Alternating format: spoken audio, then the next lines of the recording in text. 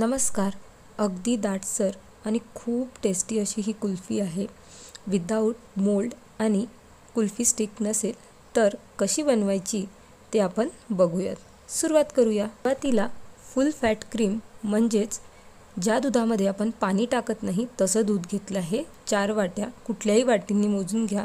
साधारण हे पाऊण लिटर दूध आहे. तुम्ही अर्धा लिटर दूध सुद्धा घेऊ शकता. मीडियम फ्लेमवरती याला बॉईल करायला ठेवलं आहे. तोपर्यंत त्यातलंच थोडं दूध गरम करून घेतलं आहे आणि चमचे कस्टर्ड पावडर घेतलं आहे. त्यामध्ये गरम दूध मिक्स करून घेतलं आहे. व्यवस्थित मिक्स करायचं. सगळ्या गुठळ्या मोडून घेऊयात. आता दूध चांगलं गरम झालेलं आहे. एक उकळी आली आणि लो फ्लेमवरती आता यामध्ये 1 वाटी साखर टाकत आहे. अर्धा लिटर दूध घेत असाल तर अर्धी वाटी साखर इथे वापरा. अर्ध्या मिनिटानंतर त्यामध्ये जे कस्टर्ड मिक्स करून ठेवलं होतं ते टाकूयात. व्यवस्थित याला हलवून घ्यायचं आणि इथून पुढे ही फ्लेम आता लोच ठेवायची. थोडेसे ड्रायफ्रूट्स आणि मूठभर मखाना भाजून थंड केला आहे. सोबतच विलायची टाकून त्याची पावडर करून घेतली आहे मिक्सरमधून.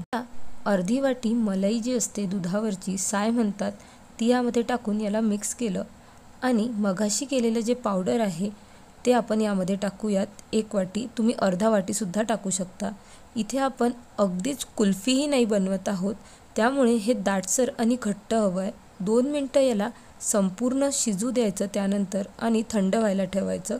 लवकर थंड करायचं असेल तर खाली एका पातेल्यात पाणी घेऊन हे पातेलं त्यामध्ये ठेवू शकतात.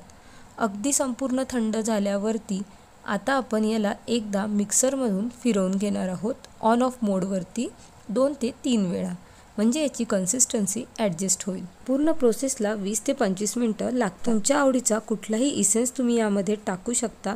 अगदी ऑप्शनल आहे. मी इथे बटरस्कॉच इसेन्स टाकला आहे. आता एका पेपर कपमध्ये, वाटीमध्ये किंवा प्याल्यामध्ये हे मिश्रण भरून घ्यायचं आणि बटर पेपर किंवा ॲल्युमिनियम फॉईल लावून फ्रीजरमध्ये ठेवायचं जेणेकरून आईस क्रिस्टल जमा होत नाही. आता याला 10 ते 12 तास किंवा ओव्हरनाईट असंच फ्रीजमध्ये ठेवायचं. साधारण ओव्हरनाईट ठेवल्यावरती एका पाण्यामध्ये याला 10 ते 12 सेकंद आपण असंच ठेवून देऊयात आणि मग डिमोल्ड करायला घेऊयात. इथे मी पेपर कपला डायरेक्ट कैचीच्या साहाय्याने कापून घेतलं आहे आणि मग डिमोल्ड केलं आहे. मग याचे चाकूच्या साहाय्याने काप करून घेतले आहे. तुम्ही चमच्याने डायरेक्ट घेतलं तरी चालते किंवा कपमध्येच डायरेक्ट खाल्लं तरी चालते. अशा प्रकारे तुम्ही वाटीमध्ये याला काढून घ्या. वरतून तुम्हाला आवडतील असे छानपैकी ड्रायफ्रूट्स टाका. इथे मी पिस्ता टाकलेले आहे. तुम्ही बघू शकता खूप छान लागते आणि चवीला सुद्धा खूप छान लागते. तुम्ही नक्की ट्राय करा. मटका कुल्फी जशी बाहेर मिळते ना तसंच हे लागते. तुम्ही याचं टेक्स्चरसुद्धा एकदा बघा. खूप असं रवाळ आणि खूप सॉफ्ट बनलेलं आहे. तुम्ही सुद्धा नक्की ट्राय करा. व्हिडिओ आवडला तर लाईक, शेअर आणि सबस्क्राईब नक्की करा. नमस्कार.